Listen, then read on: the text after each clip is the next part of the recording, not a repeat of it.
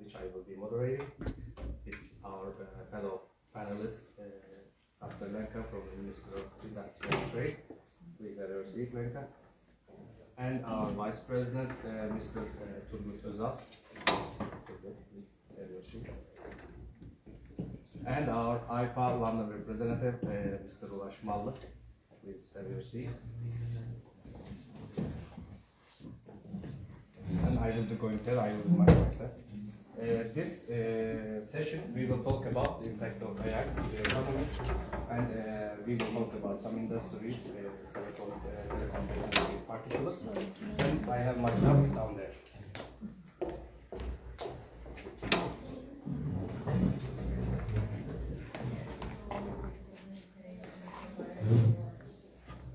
Before starting, I would like to tell something regarding Turgut especially.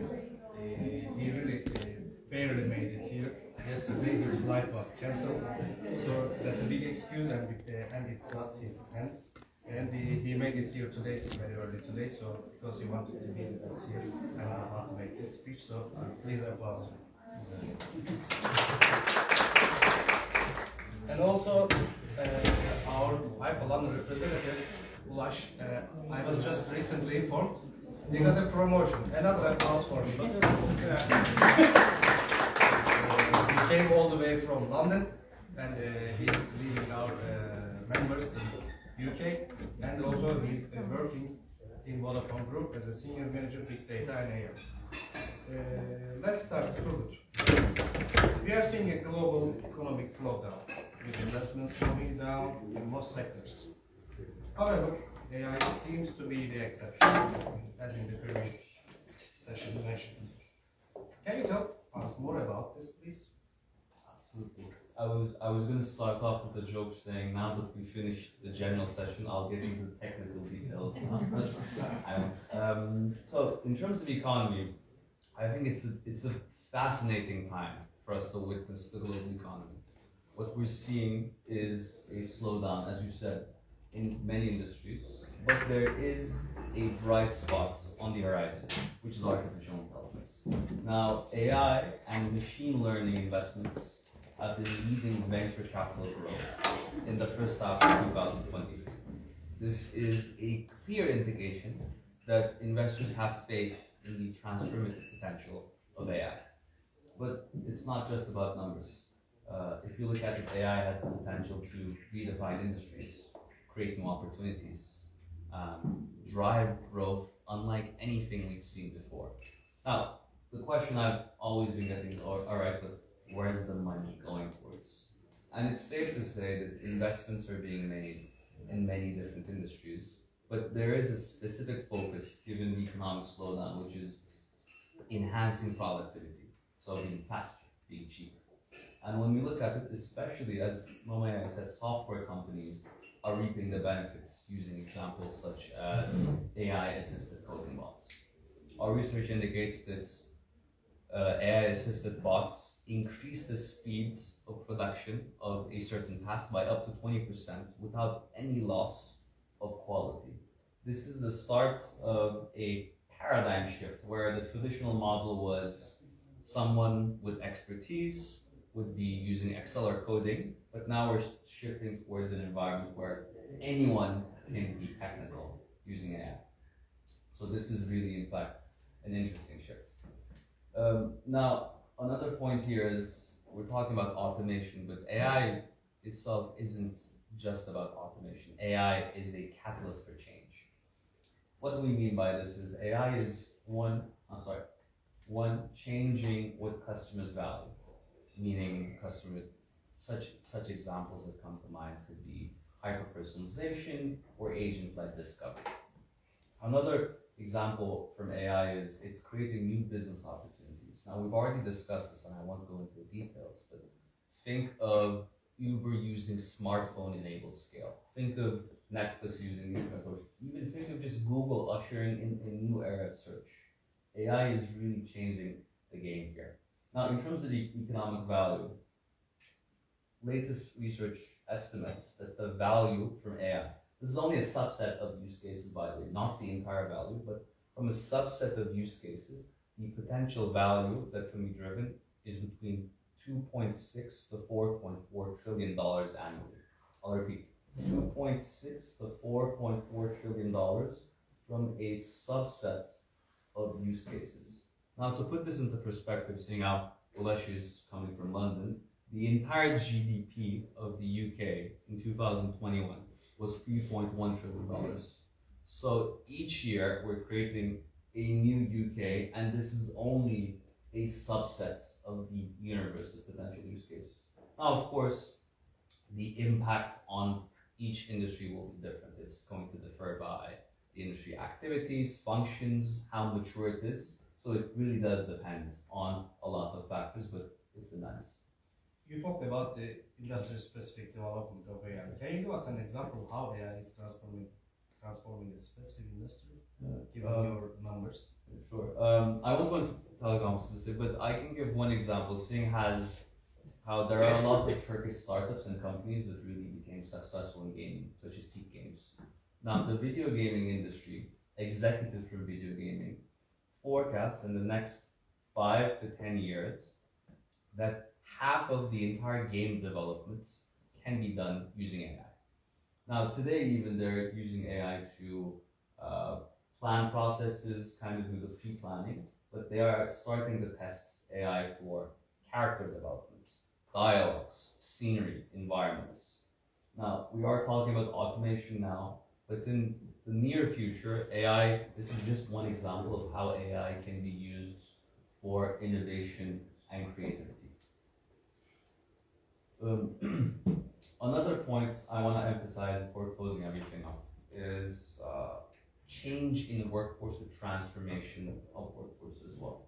Now we're expecting the workforce to transform or accelerate transforming in the near future because of the potential of increasing automation. Now the expectations are similar to video games actually, that half of all of the tasks we're doing can be automated between 2030 and 2060, with a midpoint in 2045. Again, mentioning half of all the tasks. Why is this 2045 important? Because at the beginning of this year, we were estimating this to be 2055. So only in a matter of 11 months, less than a year, we realized that our forecasts were a bit too conservative, and actually the change or pace of growth is much faster. This is both amazing, but also scary. It's growing at a much rapid pace than anyone else is forecasting right now.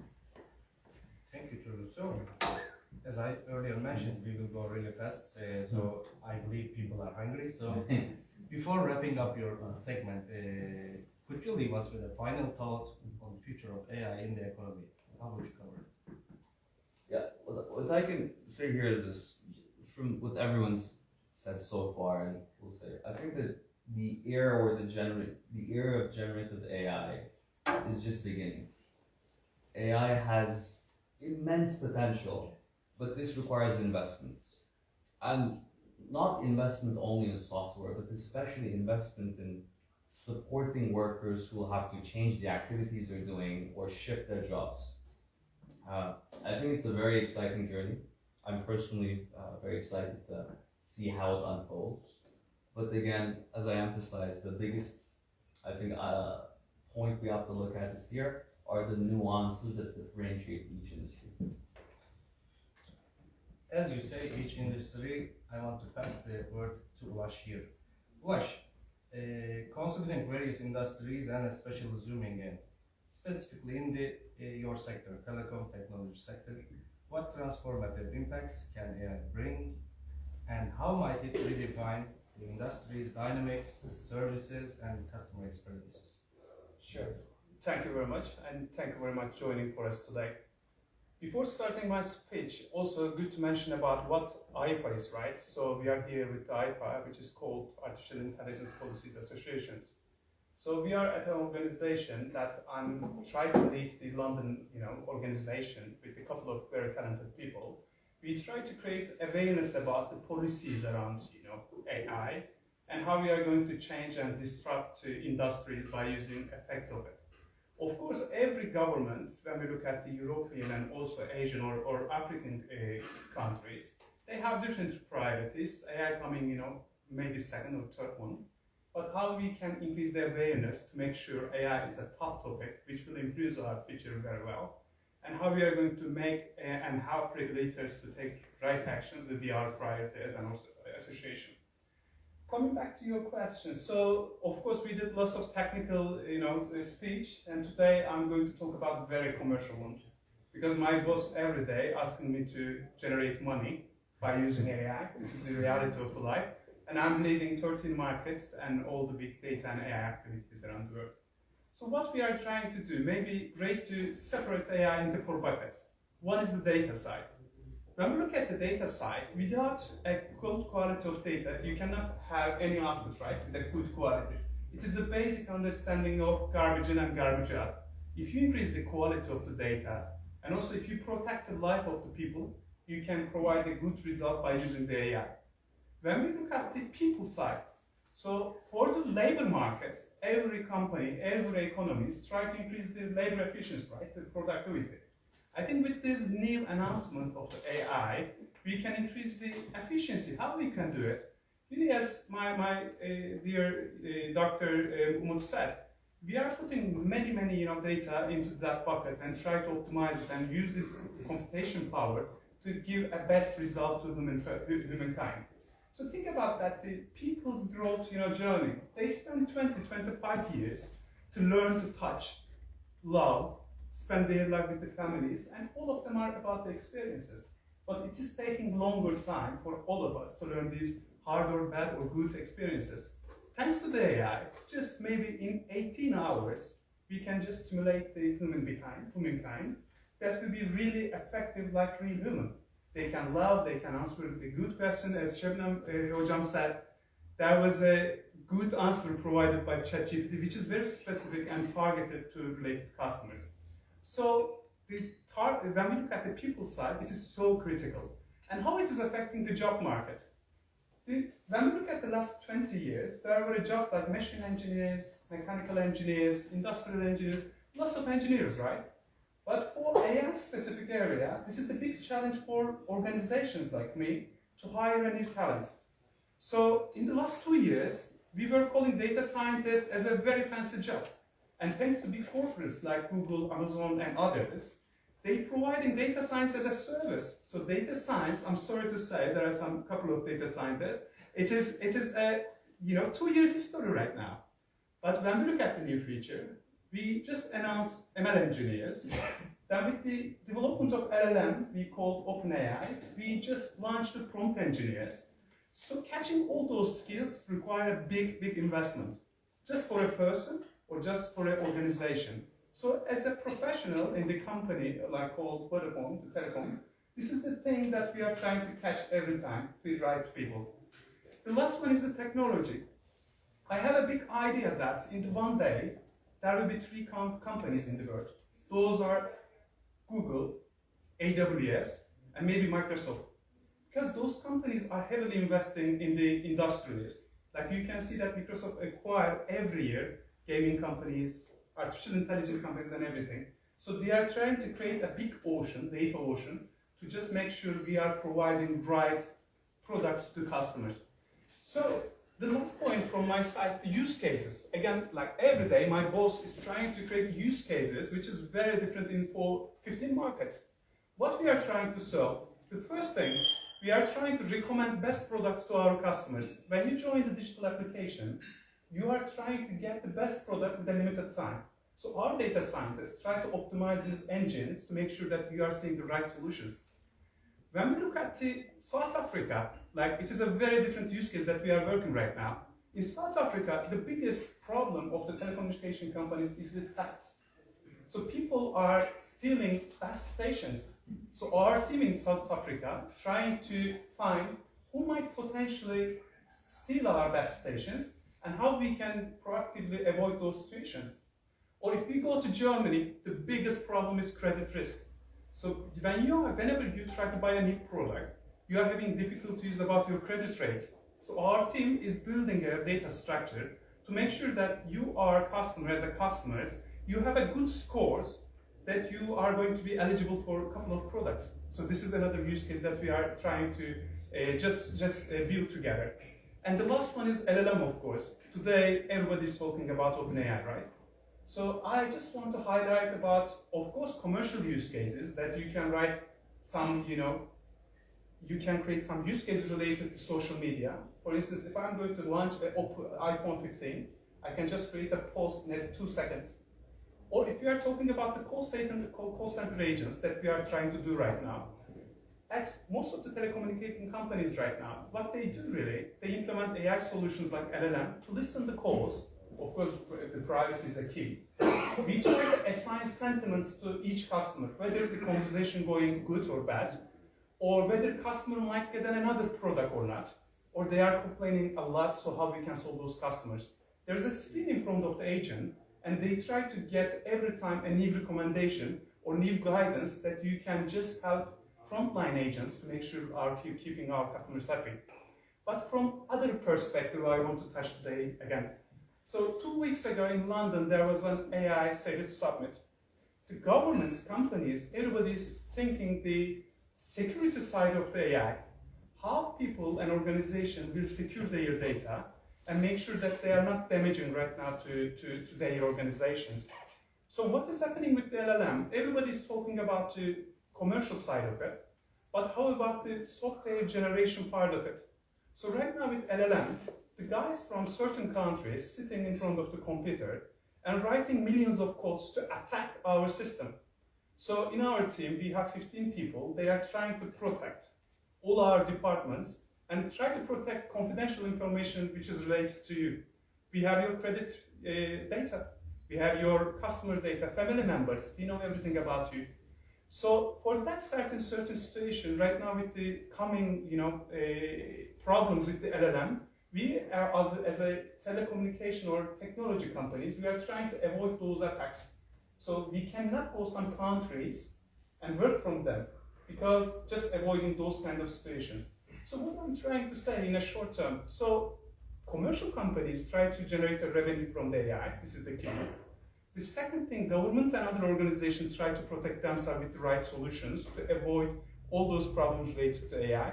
The third one is, of course, efficiency, that economy trying to be more proactive and more productive. Then directly, this is helping all of them in a short.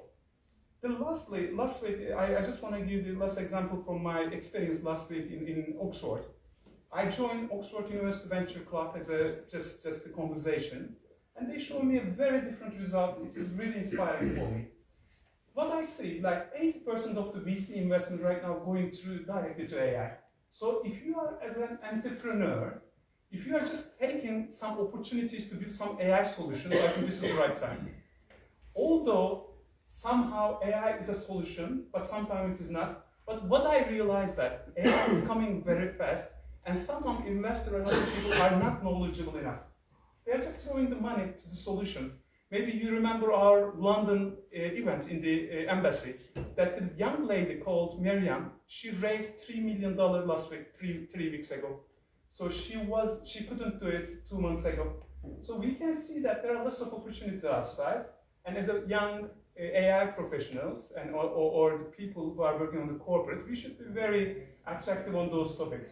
So I don't want to make it longer, and I'm sure that Last 2 minutes, please wrap up. Good. Okay.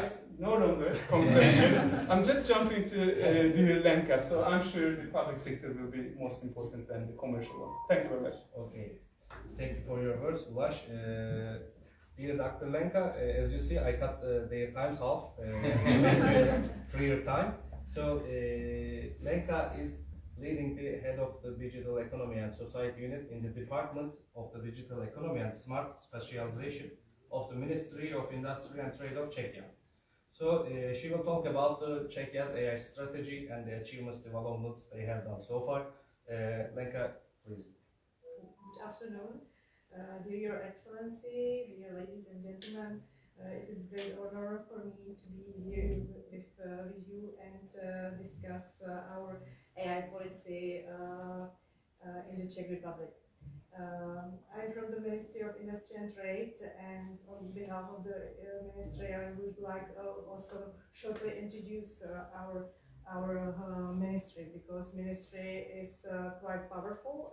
In the Czech Republic we have many activities, from energy policy to industry policy. You know that the Czech Republic has about 38% of GDPR which derives from the industry. And also we have now new activities regarding digitalization and of course artificial intelligence. And as a representative of the Department of Digital Economy and Smart Specialization, we want that the artificial intelligence will be the priority of our ministry. And thanks to our minister, it is now on the priority lists. And we know that it is very important for the Czech economy and also for our digital and AI ecosystem to help our businesses and also to help our citizens to know how to adapt to the artificial intelligence technology.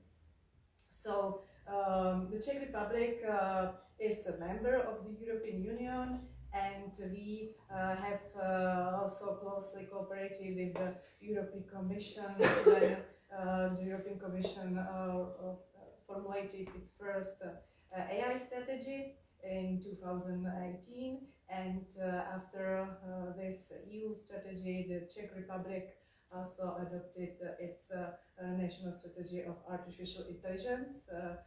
We belong to the first countries in the world that has this strategy, and this strategy also was approved in 2019, and it covers 7 areas of activities, from the research and development to digital skills to impact on AI, on the labor market, and also international cooperation, finances for AI, and as well as cybersecurity and ethics of artificial intelligence. So this strategy is a really cross-sectoral strategy and very broad, comprehensive, complex, and as it is economic strategy, from one point, as the Ministry of Industry and Trade is the main coordinator of the strategy, we have to involve in drafting it many other stakeholders from the ministries and from businesses or trade unions, and special also experts from abroad.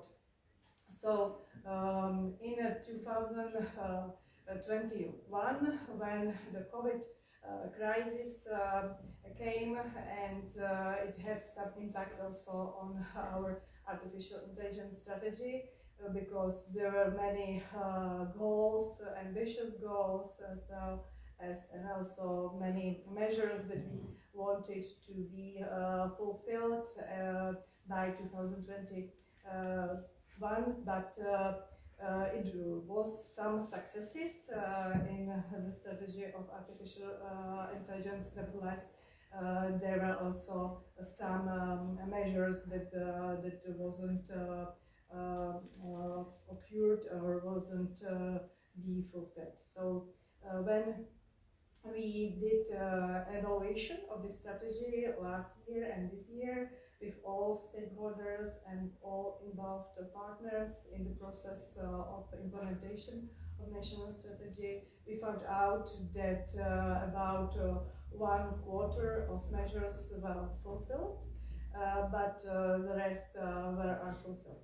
But what is somehow positive in it, that we decided that due to the all international developments and very general spread of generative AI, we decided to formulate new updated national strategy of artificial intelligence. But when I came back to the achievements of the first AI strategy, we found out that there was some progress in the area of infrastructure, in the Czech Republic concerning AI, because we had funding from the European Commission and from the Czech budget for creation of the special European Digital Innovation Hubs in the Czech Republic. There are 6 now, and they provide consultancy to businesses and also to special, also to public authorities.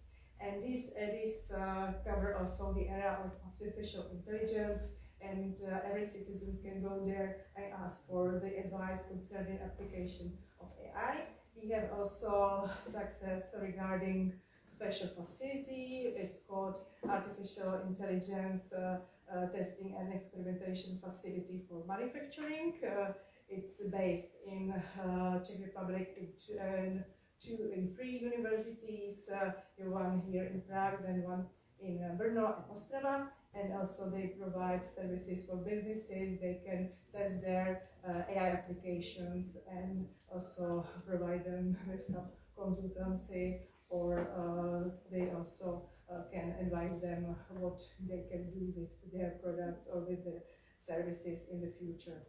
So this is very big, I think, achievements, and we are really happy that these European Digital Innovation Hubs also will be active in Turkey, because Turkey became the part or the member of the Digital Europe program, which co-found this edX, and so in future we will have them too. And it's a good platform how to exchange the experiences with all their services and all the cases that they use in the future.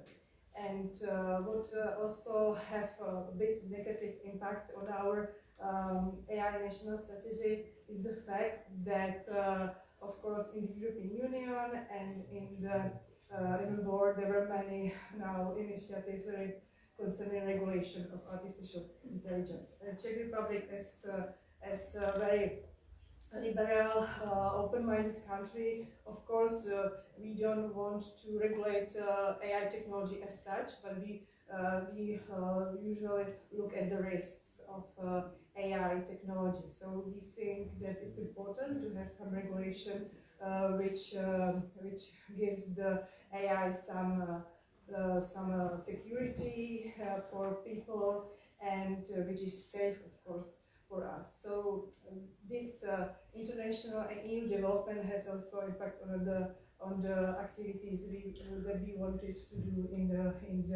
in our strategy. And now only a short three words.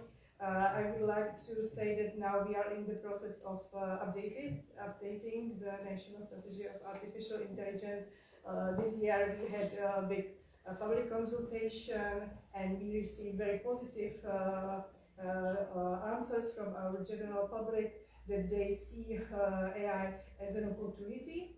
Of course, they also wrote to us that there are many risks concerning misinformation, manipulation of opinions, etc., and also cybersecurity they see as a very problematic issue concerning AI.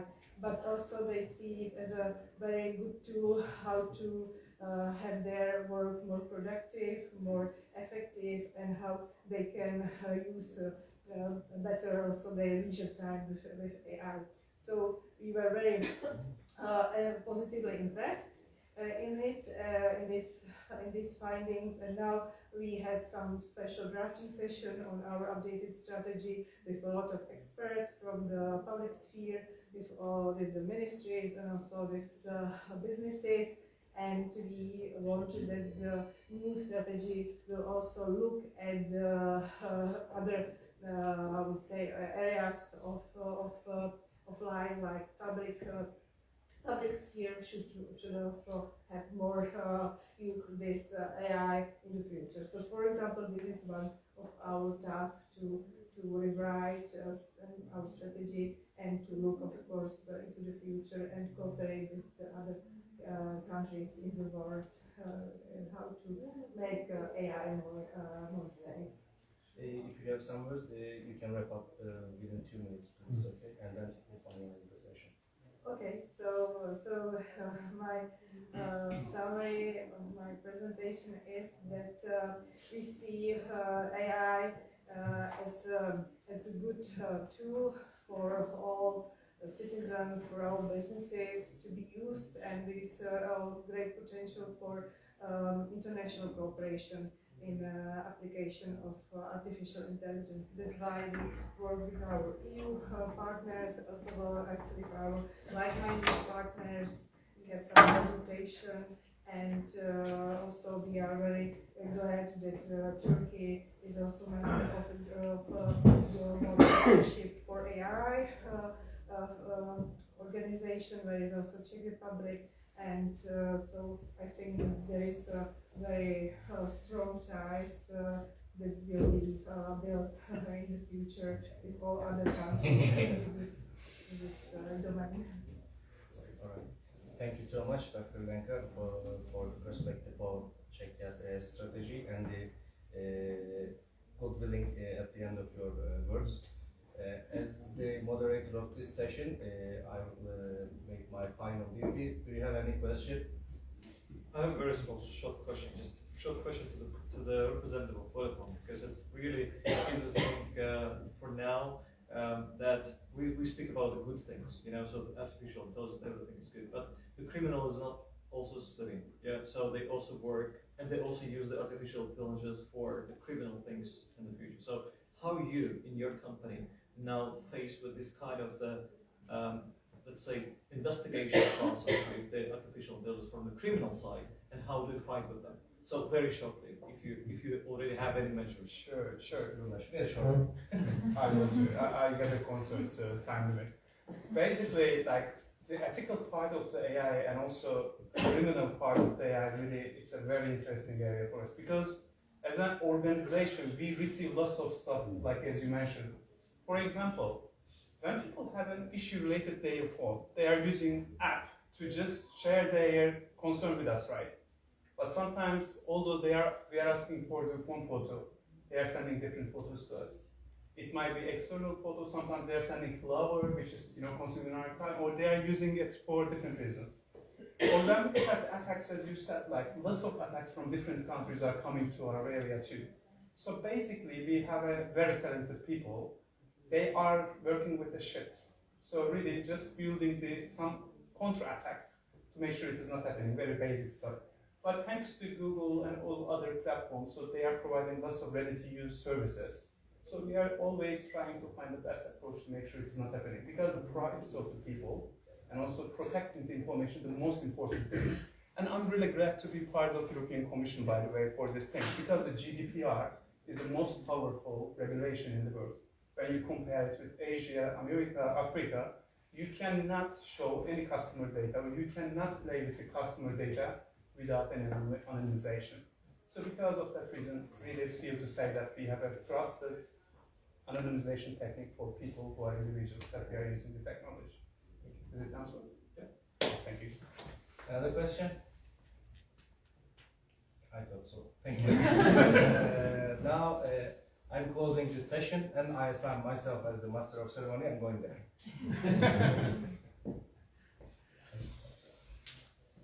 Your Excellency and distinguished guests, now we have finalized our two-session event today, and I think we will move forward with certification session, right? So, guests, please stay there.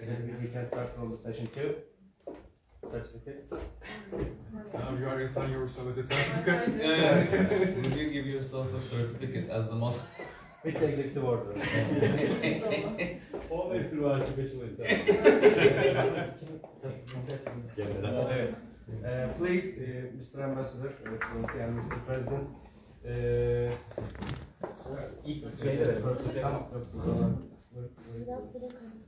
Yes. Mr. Turgut Özal, our Vice President and Senior Manager at Paying Company. This is your certificate. Ben burada mı çekelim? Nereye? Tamam, ben çıkayım artık. Ben şuradan da. Ben şöyle çıkayım.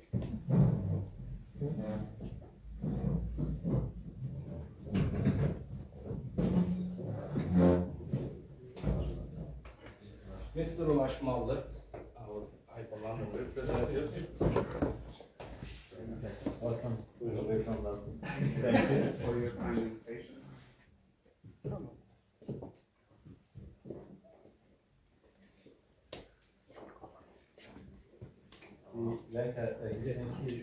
Although Brexit kicked them out, but they are still proud to be in the European digital.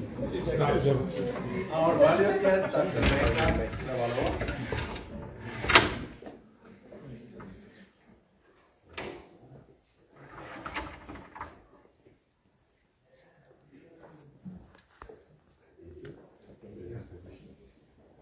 You present me, please. Yes, welcome for the great presentation.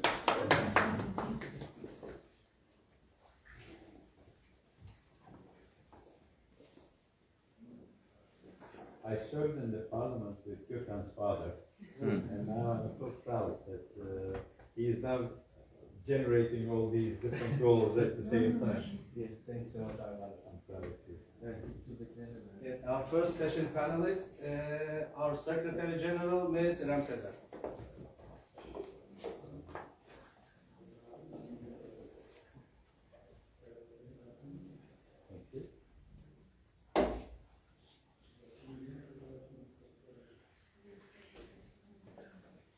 Our Vice President, Mr. Dr. Umut Demirel.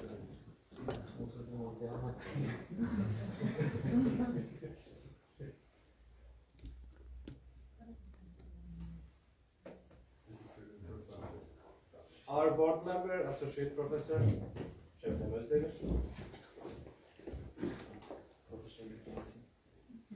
Soon to be professor.